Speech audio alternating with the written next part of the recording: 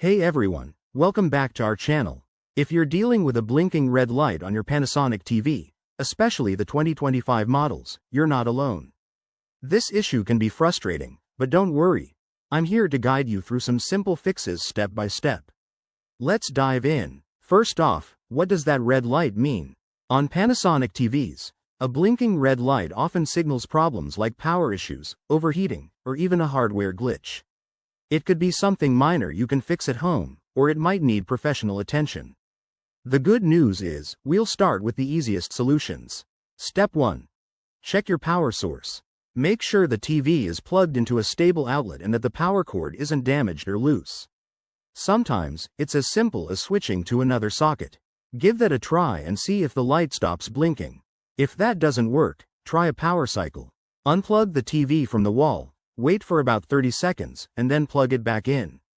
This can reset any temporary glitches in the system. Press the power button on the TV itself, not just the remote, to turn it on.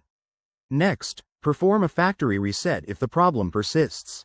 For 2025 Panasonic models, go to the Settings menu if you can access it, or hold down the power button for 10 to 15 seconds while the TV is unplugged.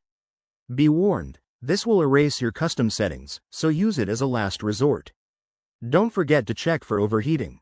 Ensure your TV is in a well-ventilated area and that the vents aren't blocked by dust or objects. If it's been running for a while, let it cool down before turning it back on. If none of these steps resolve the issue, it might be a hardware problem. Inspect all cables and connections, and if everything looks good, contact Panasonic customer support or a certified technician. They can diagnose any internal issues. There you have it. Simple ways to fix that blinking red light on your Panasonic TV. I hope this video helped you get your screen back up and running. If you found this useful, give it a thumbs up and subscribe for more tech tips.